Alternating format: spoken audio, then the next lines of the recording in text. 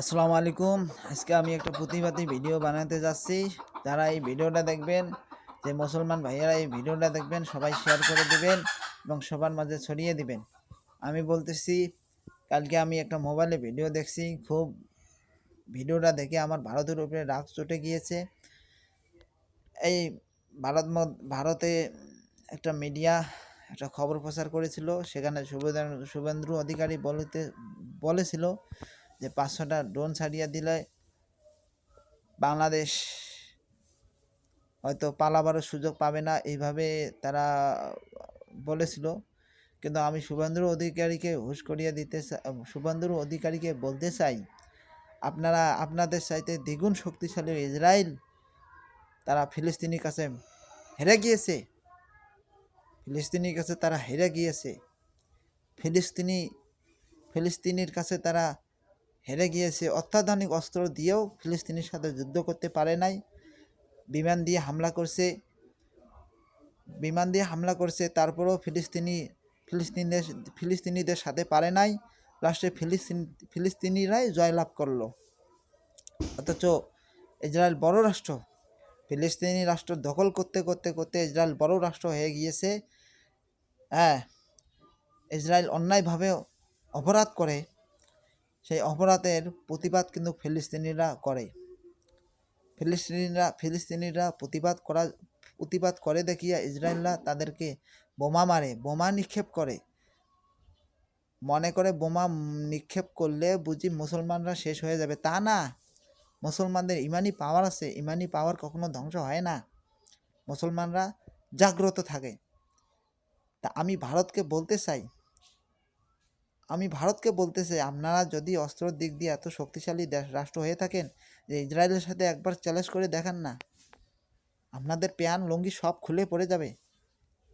আপনারা যতই বড় রাষ্ট্র হন না কেন, ইসরায়েলের সাথে একবার চ্যালেঞ্জ করেন, আপনাদের প্যান লুঙ্গি সব খুলে পড়ে যাবে। শুভেন্দু অধিকারী, মোদি, মমতা ব্যানার্জি, রাহুল গান্ধী, এরা সবাই হুঁশ পাবে না তখন। হ্যাঁ, এরা সবাই হুঁশ পাবে না। আর মুসলমানরা আল্লাহকে ছাড়া, রাসূলকে ছাড়া কাউকে ভয় করে না। এজন্য মুসলমানরা টিকিয়ে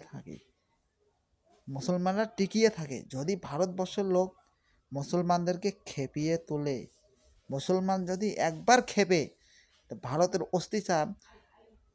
ভারতের অস্তিত্ব একবারে বিলীন হয়ে যাবে। মুসলমানরা যদি একবার খেপে, ভারতের অস্তিত্ব বিলীন হয়ে যাইবে। বাংলাদেশের মধ্যে একটা হিন্দুকে পিটিয়ে মারা হয়েছে। কী জন্য পিটিয়ে মারা হয়েছে, তাদেরকে খতিয়ে দেখার উচিত আছে। ভারতের লোকদের খতিয়ে দেখা উচিত আছে। আজকে যদি ভারতের মধ্যে একটা হিন্দু ধর্মকে যদি ভারতের মুসলিম একটা ছেলে অপমান করে, তাদেরকে কিভাবে আপনারা মারেন আমরা জানি না। আমরা মোবাইল চলে, আমরা দেখি তাদেরকে আপনারা কিভাবে মারেন, কিভাবে তাদেরকে আপনারা নির্যাতন করিয়ে মারেন, আমরা তো দেখি। বিনা দোষে মুসলমানদেরকে আপনারা নির্যাতন করিয়ে মারেন, আমরা দেখি, অবশ্যই দেখি। আপনারা সভা শান্তি করতে দেন না, বিনা দোষে আপনারা মুসলিমদেরকে মারেন। মুসলিমরা যদি তাদের ধর্মের কাজ করতে যায়, আপনারা বিনা দোষে তাদেরকে মারেন। আমরা তো সব কিছু দেখি। মুসলিমদেরকে নামাজ পড়তে দেন না, মুসলিমদেরকে আপনারা নামাজ পড়তে দেন না, নামাজ পড়তে মুসলিমদেরকে আপনারা বাধা প্রদান করেন। আমরা তো সব কিছু দেখি। তা আপনারা কত সমান ভালো হিন্দু, তা আমাদের বুঝে আর কোনো দেরি নাই।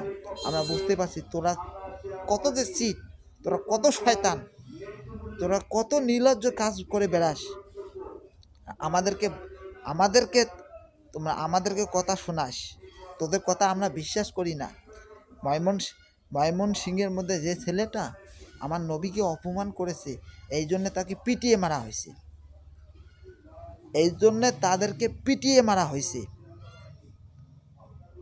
এখন বুঝছেন? আপনাদের হিন্দু ধর্মের মধ্যে যদি রামকে অপমান করা হয়, আপনারা ছেড়ে দিবেন? তো কখনো ছেড়ে দিবেন না। আমাদের ধর্মের মুসলিম নবীকে যারা গালিগালাজ করবে, আমরাও তো তাদেরকে কখনো ছেড়ে দেব না। ছেড়ে দেওয়ার কোনো প্রশ্নই আসে না। বাংলাদেশের হিন্দুরা যদি নবীকে গালি দেয় আমরা ছেড়ে দেব না, আমরা বাংলাদেশের বিচার বাংলাদেশের মধ্যে বিচার করব, হিন্দুদের বিচার করব কেন নবীকে গালি দেওয়া হলো। আর আপনাদের দেশে যদি একটা মুসলিম ছেলে যদি ভুলবশত তোমার হিন্দু ধর্মের যদি